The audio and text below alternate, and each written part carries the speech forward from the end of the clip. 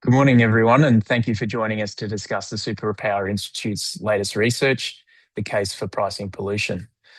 Before we begin, I'd like to acknowledge that we're hosting this webinar on the lands of the Wurundjeri people of the Kulin Nation, and I pay my respects to their elders past and present. We recognise their enduring connection to land, water and culture. On Thursday of last week, we launched our report at a webinar hosted by the AFR Economics Editor, John Kehoe. Rod Sims and Ingrid Burfurd answered John's questions about the work and the two ideas at the centre of it, the polluter pays levy and the fair share levy. If you missed that event, you can catch up on the replay on our website. And we follow up that event last week with a second webinar where we have an opportunity to dive deeper into the detail of the report with two of the report's authors. We have Dr. Reuben Finighan and Dr. Ingrid Burfurd. We'll be taking you through the work in detail and available to answer your questions following the presentation. Over to you, Ingrid. Thank you, Bathan. All right. Thank you, everyone, for joining us today. Our task is to convince you that our two policy proposals are the best way to solve three of Australia's most pressing policy problems. First, we'll step through Australia's policy trilemma because it's important to understand the scale of the challenge. Providing solutions is the measure of successful policy design. We'll also take a moment to explain the effects that different taxes have on the economy before presenting our two policy proposals, the polluter pays levy, or PPL, and the fair share levy, or FSL. Finally, we'll turn briefly to the benefits of the policy package and the question of implementation. Starting then with Australia's policy trilemma. Australia faces three significant challenges to its long-term environmental sustainability and economic prosperity.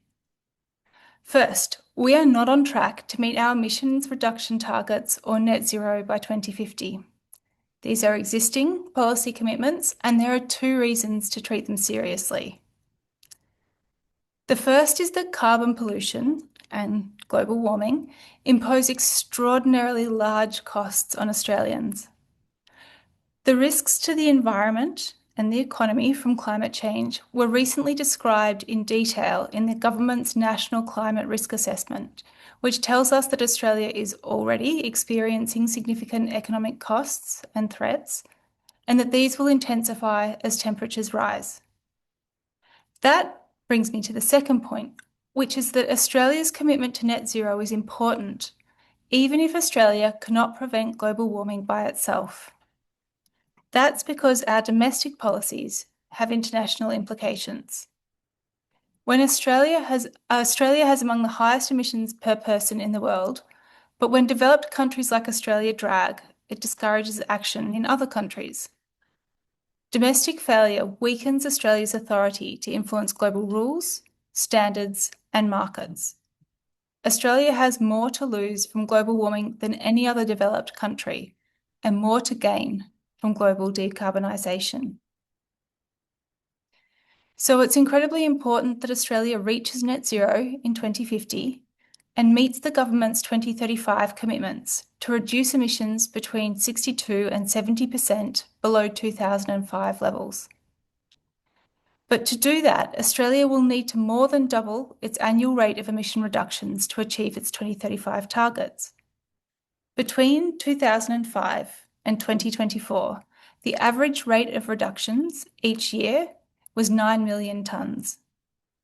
We now need reductions between 19 and 24 million tonnes each year through to 2035. And we don't just need deeper emission reductions, we also need broader emission reductions. The deep emissions cuts you can see on screen in dark blue are in the LULUCF sector, land use change and forestry. But emissions in sectors representing nearly 40% of Australia's 2005 emissions have stayed flat or increased. Transport emissions have risen by more than 20%, industrial emissions by about 7%, and emissions from stationary energy by more than 20%. Australia has been relying on the land use sector to meet its commitments, and that's not a viable long-term strategy. Australia needs policies that will deliver deeper and broader emissions reductions. But current policies aren't the right tools for the job. I'll only have time to summarise the main policies quite quickly, but there is, of course, much more detail in the report. The feature of current settings is that there is a patchwork of policies across sectors, which increases the cost of abatement because polluters face different incentives to reduce their emissions. The safeguard mechanism covers about 30% of emissions from Australia's largest emitters outside the electricity sector. That's about 220 facilities that emit more than 100,000 tonnes each year. In the electricity sector, which represents about 34% of emissions, the Capacity Investment Scheme supports investment in firmed renewables, but there are no incentives to reduce emissions from carbon-intensive electricity generators. In the transport sector, there is an emission ceiling on new light vehicles, the New Vehicle Emission Standard. It's a step in the right direction, but there are no limits specified beyond 2030, and there are no incentives to reduce emissions from light or heavy vehicles, and these policies coexist with expensive subsidies for EVs. None of these policies raise revenue, although they do create costs for the budget. Australia needs policies that will deliver deeper, broader, and lower cost emission reductions. Australia's second policy challenge is that its public finances are weighed down by sustained structural deficits. Apart from a brief period between 22 and 24, Australia has not enjoyed a sustained or substantial budget surplus since 2007 to 2008. Budget projections do not point to a surplus until the mid-2030s. That return to surplus relies on economic growth lifting revenue and the government holding expenditure steady, despite pressure to increase spending on health and childcare, aged care, housing and defence. The government therefore needs to strengthen the Australian budget, but it faces a challenge in the form of a sustained productivity slump. Productivity growth is the engine that lifts wages and living standards over the long term. But in the past 10 years, productivity grew by less than a quarter of its 60-year average. New policies should, as much as possible, encourage productivity by, first, minimising the costs of emissions abatement, creating strong investment signals aligned with decarbonisation goals, and second, minimising the cost of raising revenue by using efficient taxes and levies. In a second, I'll pass across to Reuben to talk about what it means to raise revenue efficiently. But one more quick point before I do. There's a link between a strong budget and productivity growth. Productivity is lifted when countries capitalise on their comparative advantage, when they produce and trade in the goods and services that they can produce at lower opportunity costs than other countries. In a decarbonising world, Australia's comparative advantage will be the production and export of green energy-intensive products like green iron and green fuels. A strong budget means the government can provide efficient support and investment in these industries. So, taking stock, I've argued that Australia faces three major policy challenges. We need deeper, broader, and lower cost emission reduction. We need a stronger budget, and we need productivity growth. The case for pricing pollution sets out a policy framework designed to respond to these challenges, policies that are fair, efficient, and popular. In a second, we'll describe our policy proposals in detail, but first I'll pass to Reuben. Thanks, Ingrid. And hi, everyone. Terrific to have you all here to see this. So as this is a report proposing two new taxes, it's worth taking a moment to ask the question, what makes a good tax?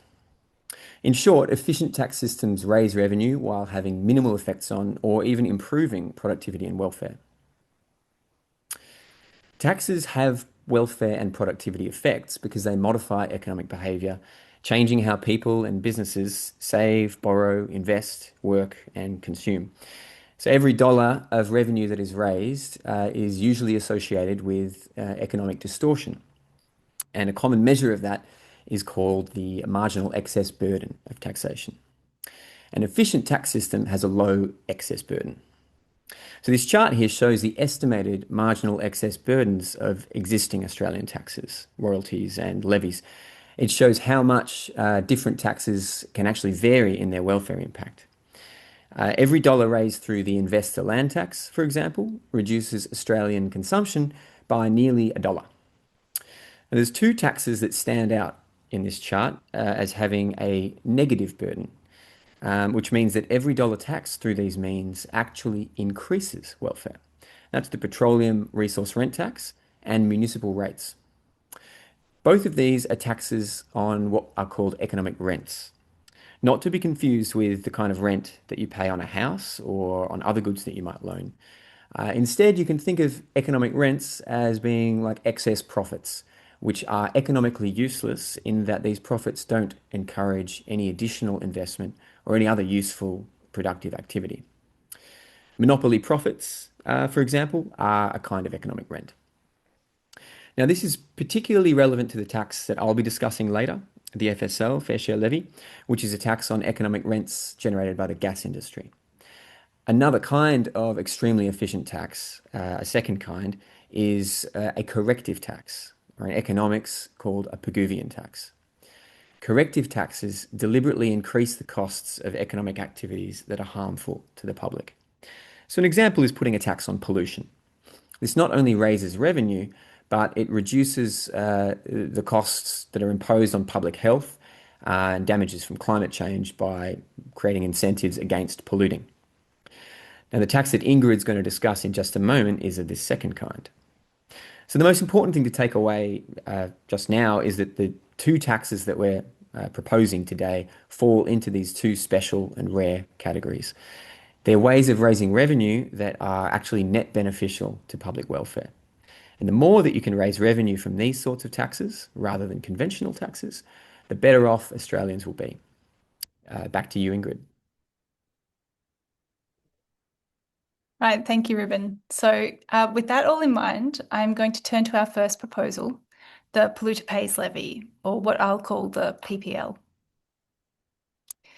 The PPL is our proposed alternative to Australia's patchwork of emissions reduction policies. It's actually a very simple idea. It puts a price on carbon pollution and returns revenue to households. The PPL charges companies for the carbon pollution associated with fossil fuel products consumed in Australia. It would be applied at the point when fossil fuels are imported into Australia. Those imports are mainly petrol and gas. Petrol and diesel. And when fossil fuels are extracted in Australia, mainly coal and gas. There are about 140 fossil fuel extraction sites across Australia, operated by fewer than 60 companies. These companies would be responsible for the emissions created by the mining process, known as fugitive emissions or Scope 1 emissions. They would also be responsible for emissions that are created when their products are combusted downstream. So to make that very abstract proposal grounded in a little bit more tangible example, let's think about a coal mining company. If that coal miner digs up a tonne of black coal, a PPL would make them responsible for the methane that is released as part of that process, but also the 2.5 tonnes of carbon dioxide emissions that will be released when that coal is later burned to produce energy. Burning fossil fuels is responsible for nearly 80% of Australia's emissions. So that means that the PPL achieves much broader coverage than current policies.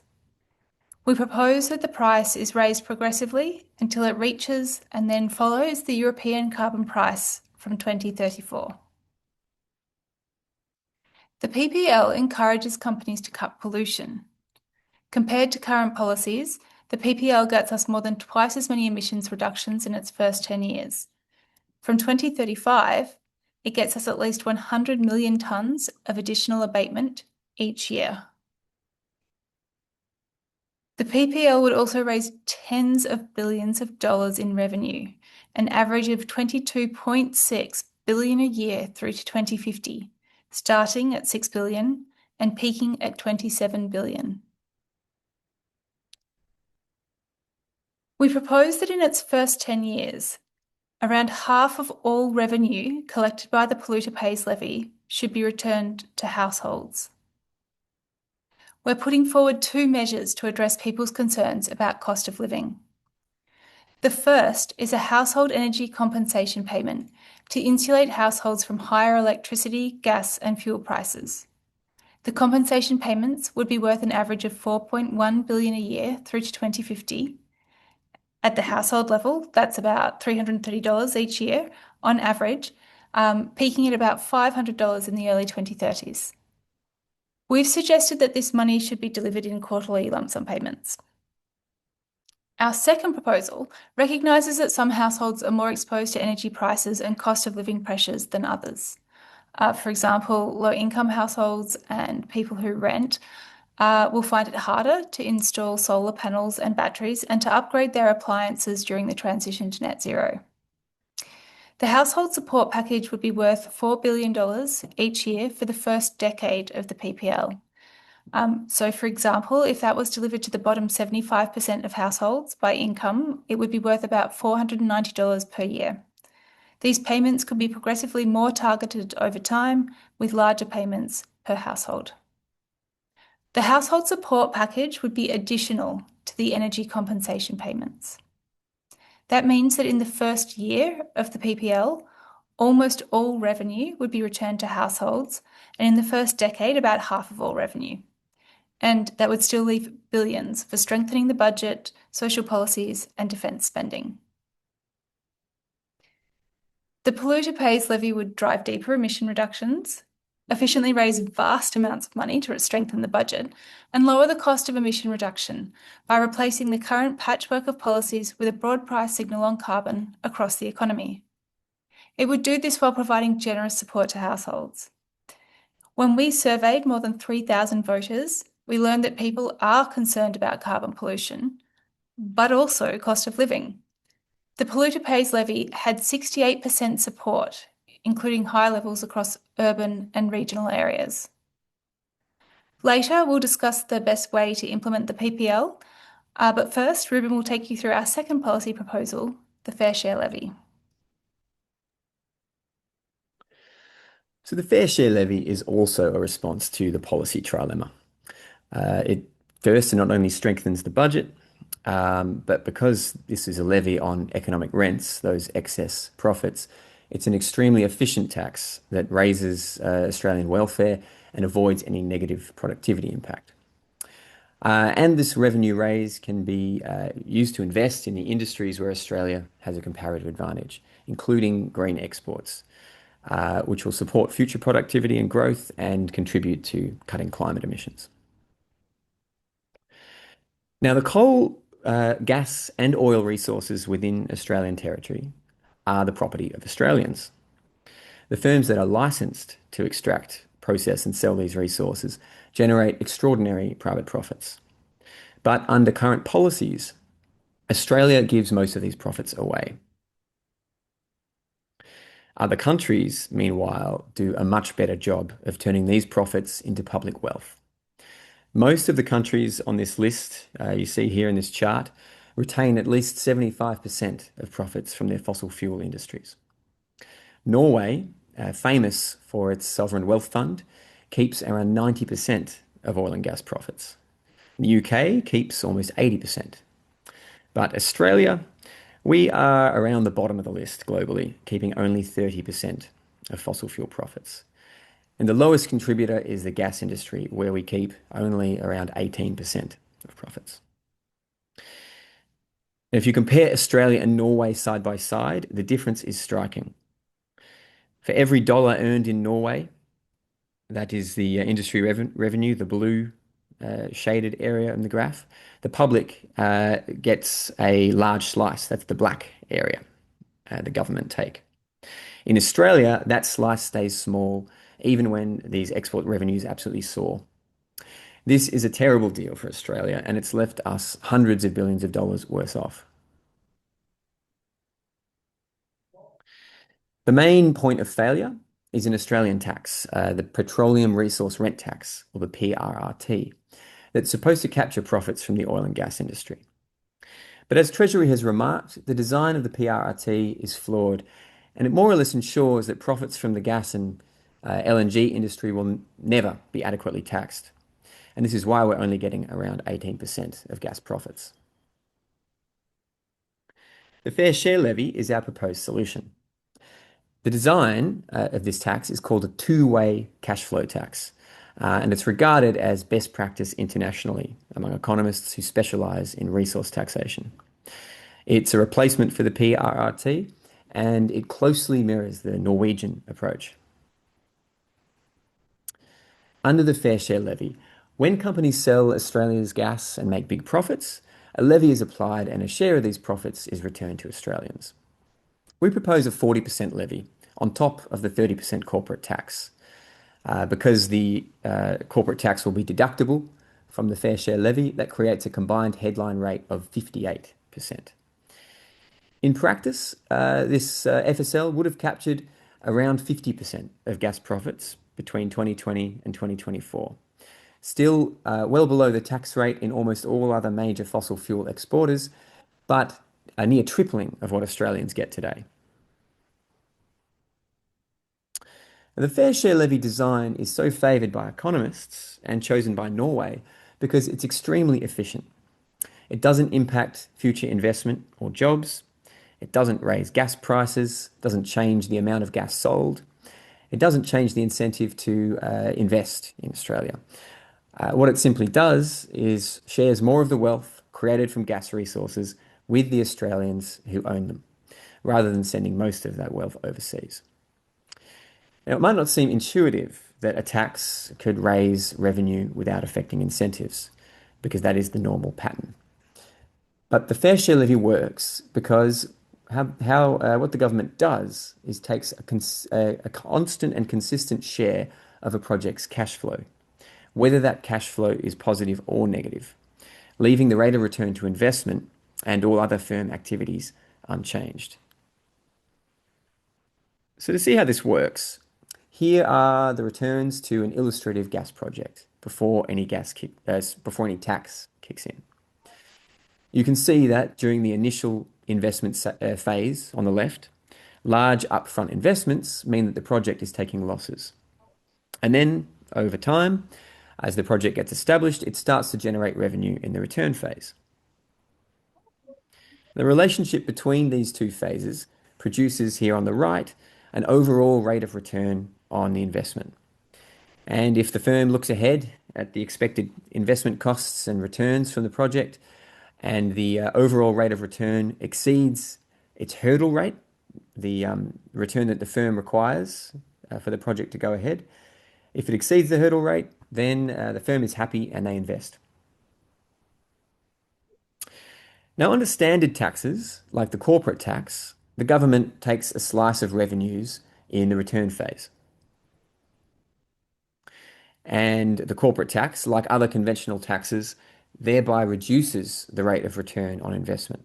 Over here, you can see on the right, this corporate taxation here has brought this investment below the firm's hurdle rate of return. So it's killed the project and its associated jobs. And this is why, although taxes are essential to a working economy, economists and the public worry about the effect of taxes on economic growth. But the fair share levy works differently. Here, the government takes an equal share of both revenues and costs. In our design, that share is 40%.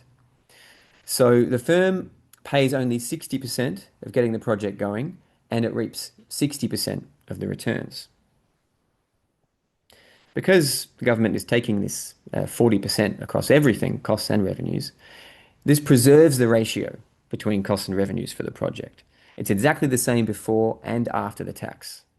And because that ratio of costs to revenues is the same, the overall rate of return on every dollar invested is the same.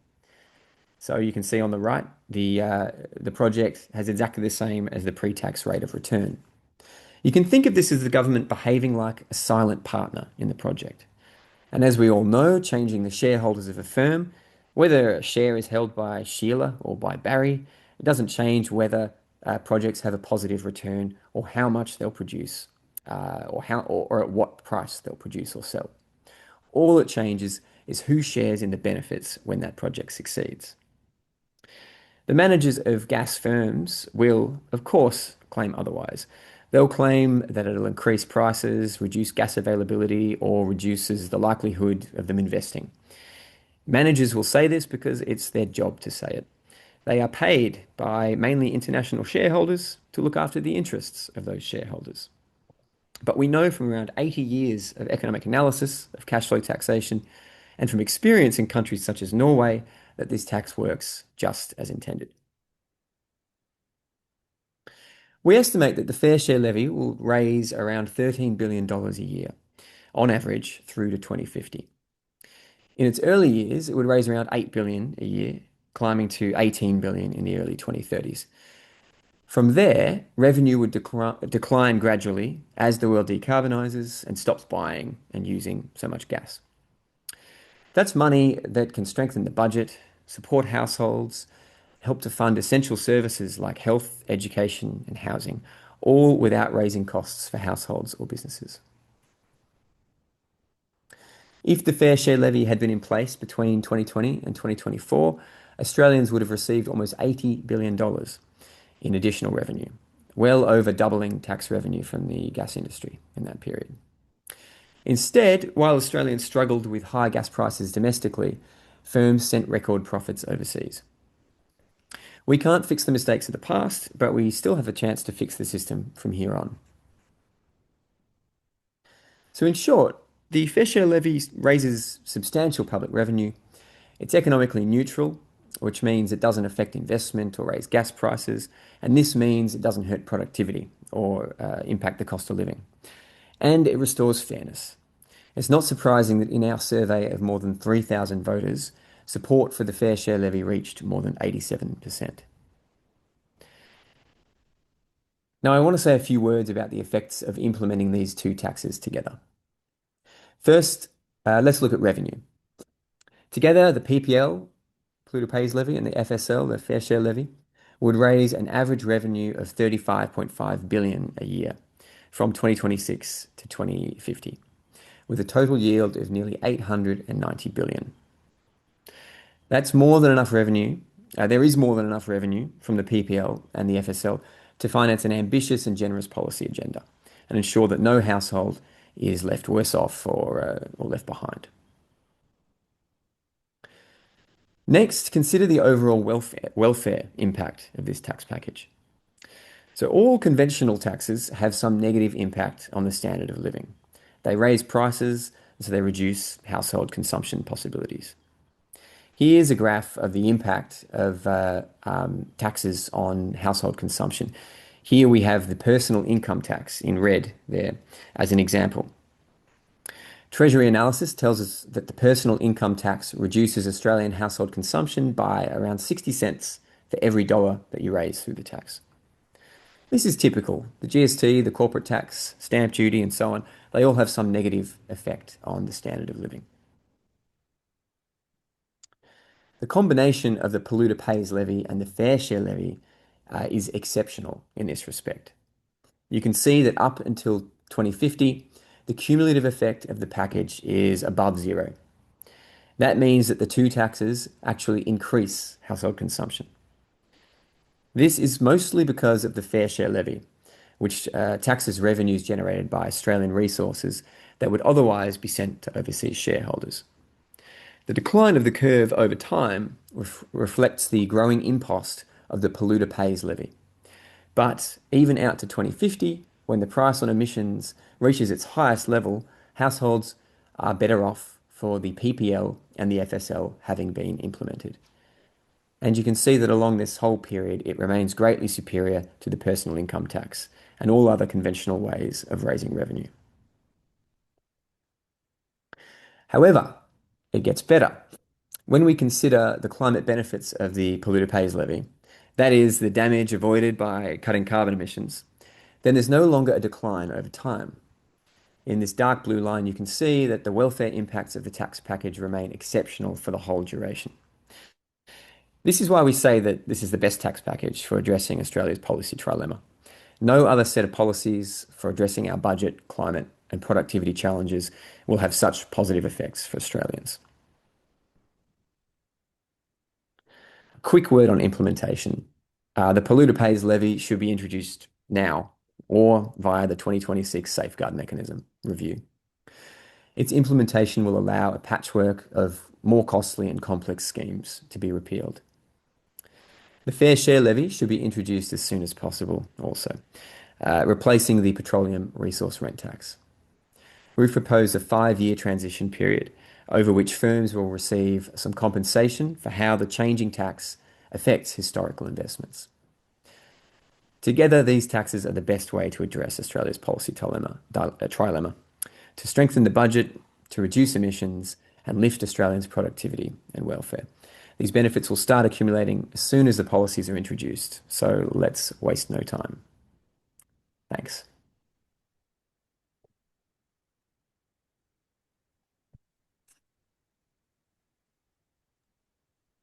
Thank you, Reuben and Ingrid. We've now got plenty of time for questions, and we've got some questions in the Q&A function of Zoom, and invite you all to put your questions in the Q&A and we'll get to them as we can throughout the rest of the session. But I might start with some of the questions we've received already. And first of all, if I could direct this one to you, Ingrid. Amelia from Wurundjeri asks, why are exports exempt? I think Amelia is referring to the PPL here, and noting that that's Australia's biggest contribution to global emissions. Thank you, Amelia. It's an excellent question, and one we turned over extensively while we were coming up with this policy package. We considered a tax on exports. The reason that we didn't introduce it in the end, and instead went with the fair share levy as a way of capturing those extraordinary rents and revenues from Australia's export, in particular of LNG and coal, is that the effect of a carbon tax on exports would raise the price of those exports, and that would then have one economic and one political effect. So on the economic front, it would reduce demand for Australia's fossil fuel exports, which would be desirable, obviously, in the context of reducing global emissions.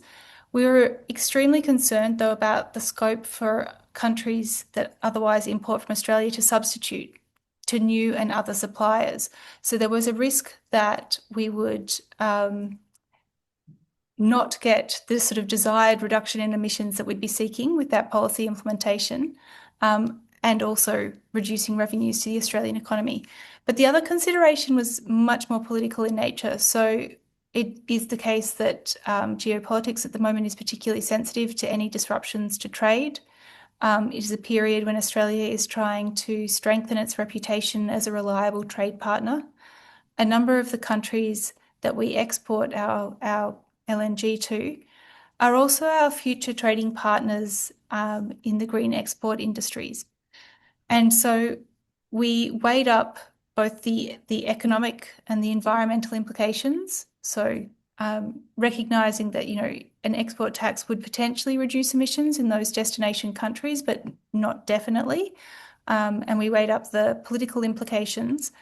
And we decided that instead what we would do is introduce the fair share levy, which allows us to get a large share of those rents back in the form of the revenue that Reuben talked about, but without the geopolitical risk and the risk that those countries would anyway just substitute to other suppliers. Thanks, Ingrid. Another one for either of you. Perhaps Reuben can have a go this time if you'd like, Reuben. Another question about the PPL. How do you avoid the levy ultimately being passed on to end-use consumers, either due to increasing costs of energy inputs or through directly increasing cost of living through home heating and petrol and the like? Well, I'll let Ingrid have a word on this as well, because Ingrid worked on the compensation aspect a lot. But so the when you have polluters pay, we charge this tax onto the coal and oil and gas extractors and importers. Those firms will bear some of the cost of that tax in reduced profits, especially where they are earning rents and they have margins that can absorb them. But yes, some of it will be passed on to households, and so that's why with the PPL we've allocated that 4 billion a year in compensation. That would be more than enough. We've designed it to be an overly to on average provide overcompensation for households for the costs that will pass through into electricity and petrol costs. And we've also added on this household support package, which is further support to assist households with things such as electrification and the like. It's important also to note that both government analysis and like Treasury and AEMO, I believe, and Grattan Institute analysis suggests that that over the coming decades, household energy costs in an Australia that acts on climate change, the amount that households will spend on energy is actually going to go significantly down by thousands of dollars every year. And that's because of the transition away from these fuels that are becoming so expensive, such as gas, as we've seen recently with Australia's economic integration, the gas markets integration internationally. But the main answer is that compensation package, which we've designed to really cover off those energy costs. Ingrid, have you got anything to add on that? You do an excellent job for someone who said that they needed to pass to me, Reuben. I want to jump in on a couple of things. One is just to first reiterate what Reuben's already said. We were extremely cognizant of this concern when we were putting together our policy proposal. From our perspective, this is very much a two-part policy. The PPL accompanied by our two measures to alleviate cost of living concerns. We don't see them as separate propositions at all. They are an integrated whole, because we know that people are deeply concerned about carbon pollution. We also know they're concerned about cost of living. So for a policy to be popular, to gain widespread support, to be politically durable, requires both of those two things to happen in tandem. So I wanted to say how much I appreciate the question, because it's incredibly important. And as Reuben said, our compensation and our support packages are very deliberately designed to be generous, and they're based on conservative estimates of increases in costs. A couple of other things, though, while we're talking about costs, I think it's really easy when we're having these conversations to forget what we're comparing a policy proposal to, like what the counterfactual looks like. And so let's take a step back for a second and think about a world without the PPL and the fair share levy. So what that world looks like is a series of policies, a patchwork of policies, new policies perhaps. I'm not suggesting that, the current policies are locked in place, but all of those policies, whatever form they take, need to get us to net zero. They need to make carbon-intensive products relatively less attractive than green products. Green products need to be able to compete on a level playing field if we are going to reach net zero. The only question is who pays for that, and whether or not there is revenue to compensate households. And so although it sounds I realize it sounds very dry and predictable from an economist, but it's why for us that budget strengthening aspect of our policies and the revenue raising is so crucial, because getting to net zero is a transition. We need those huge emission cuts I talked about. Any policies put in place that delivers on those will create some costs for households. The real question is, can households be compensated with additional revenues?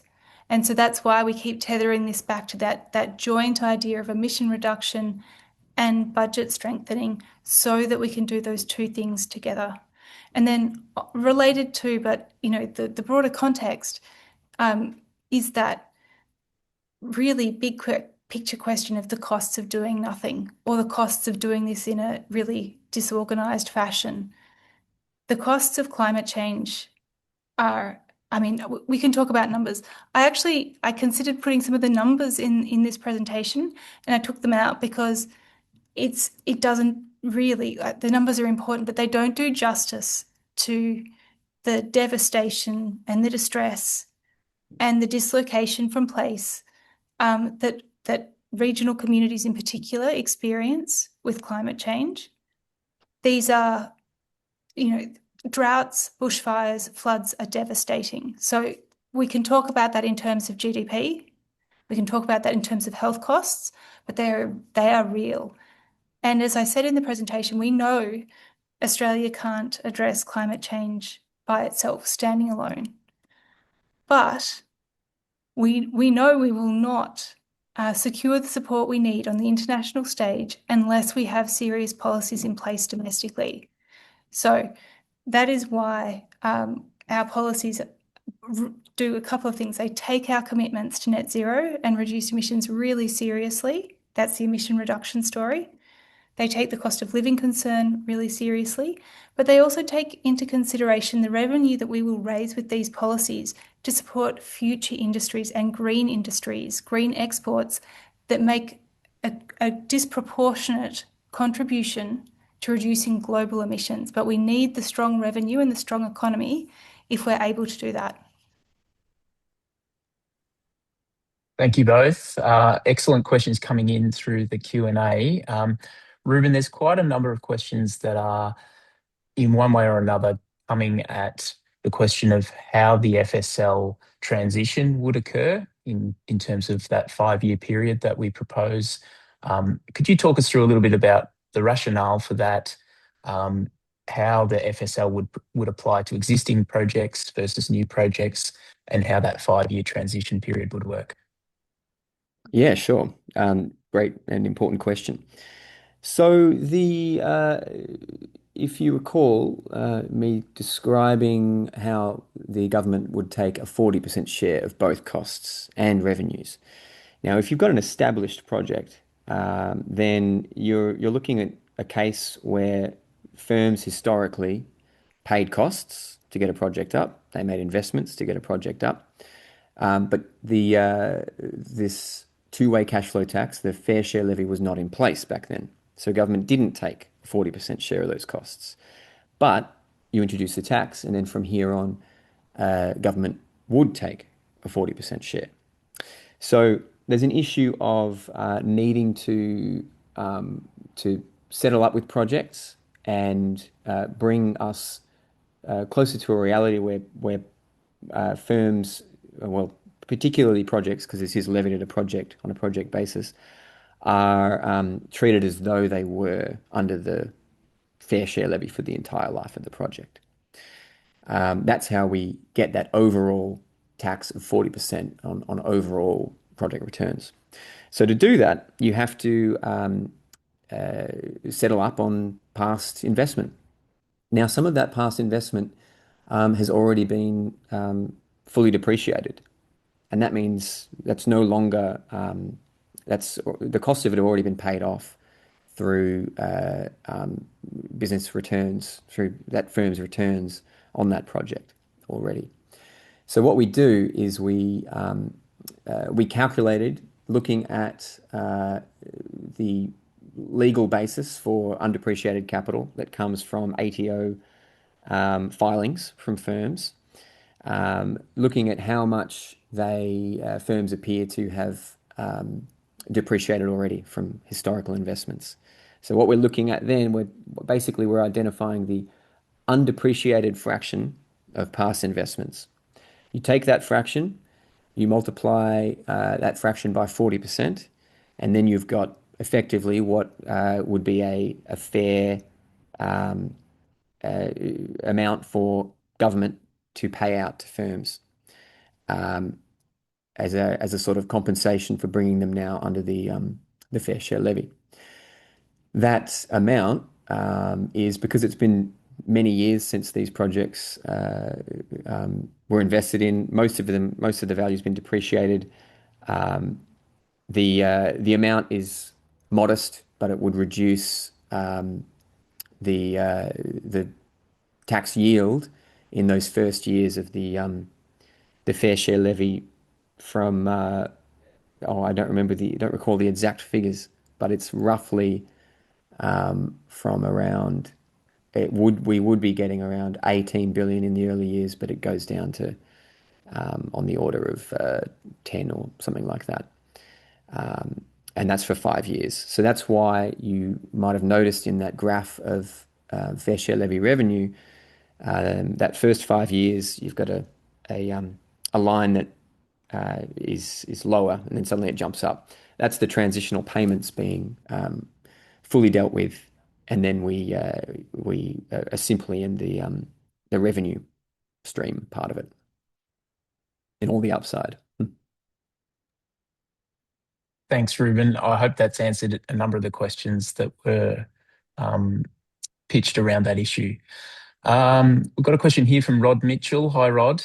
Good to hear from you here.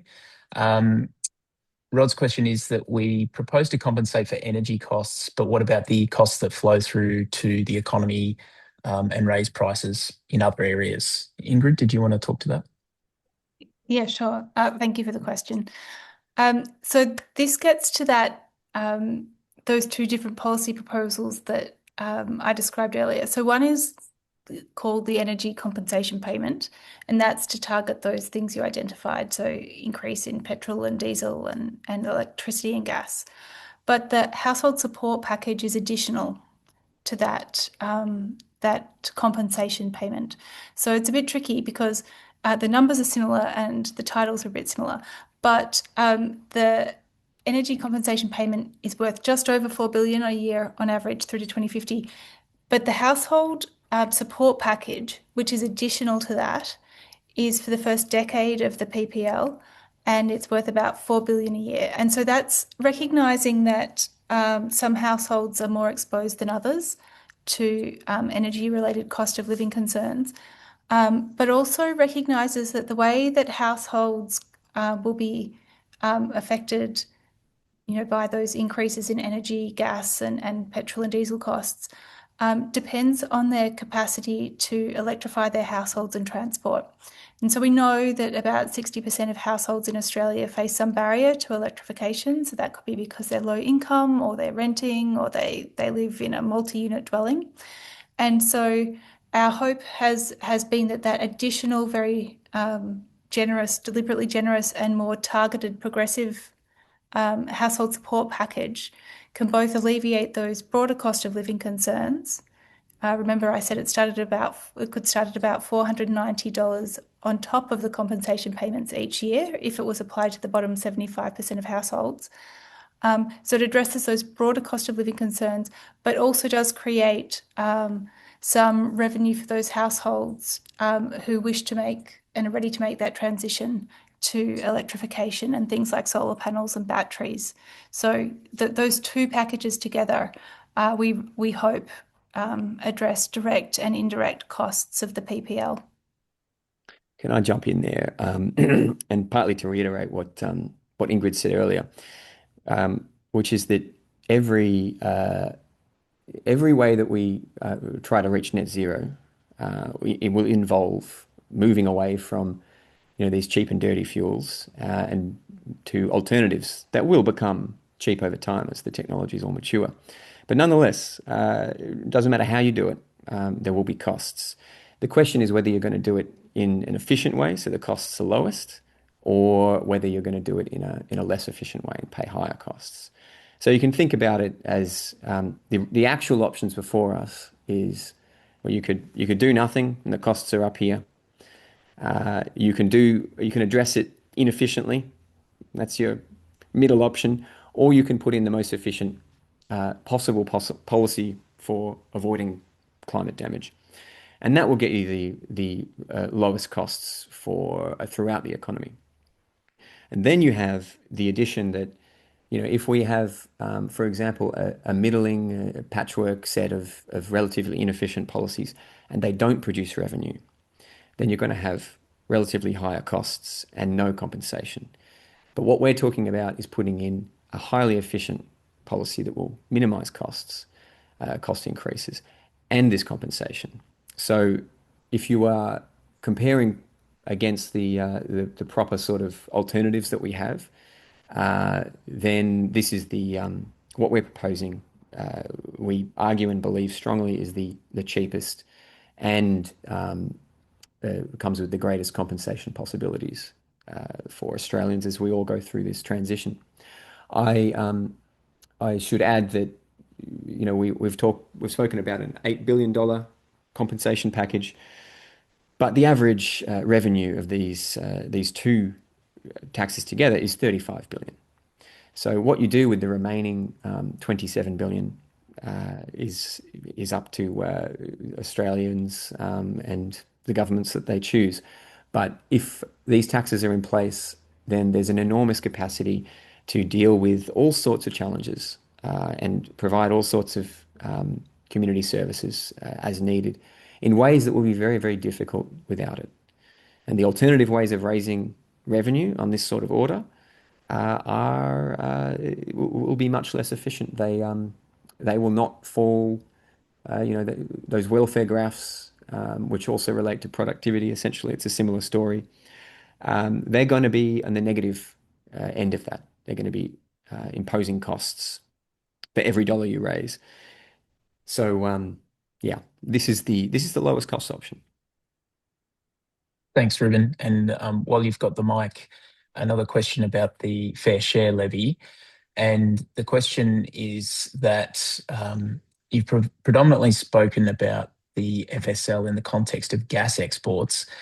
Do you envisage that this levy would also be applied to potential future export of green resources where they generate super profits in the long run? And if not, why not? Interesting question. Not one I've been posed before. So in principle, you can apply a rent tax to anything you like as long as it's generating some rents. The Productivity Commission proposed a sort of cash flow tax design for the economy as a whole, as a replacement for, as a partial substitute for the corporate tax. And so this sort of design is very much in the air. So it could be done. Now, do I expect that green resources will generate stupendously large resource rents? No, because the sort of the nature of these mineral deposits is that you have such large differences between endowments, just enormous differences. Australia has significant advantages in clean energy, but Australia does not have 10 times the quality of other places.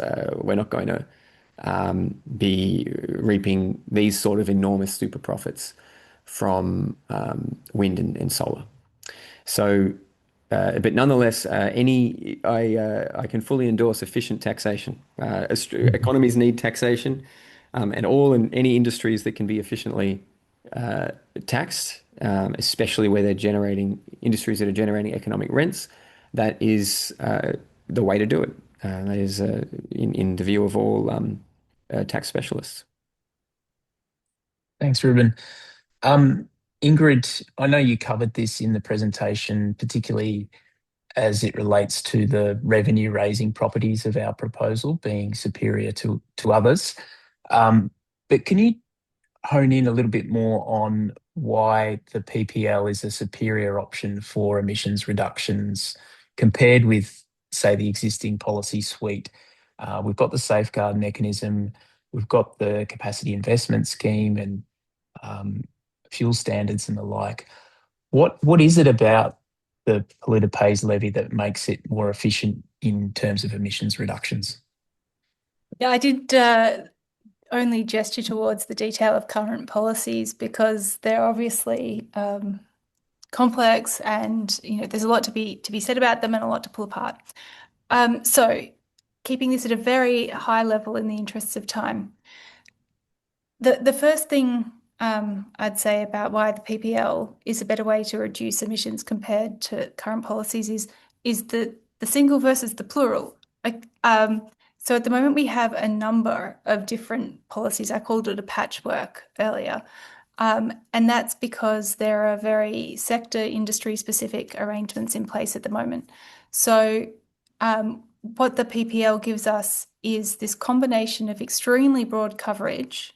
So it covers nearly more than 80% of Australia's emissions when we include fugitives. But this very simple administrative structure.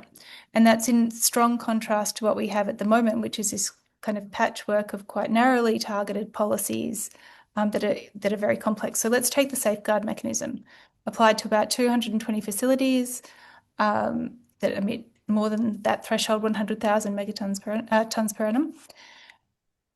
It is possible, of course, that we could broaden the safeguard mechanism. But the challenge there is that as you broaden it, you need to specify baselines and emissions intensities for different products as you drop that very high threshold down to get greater coverage across a larger number of Australian facilities.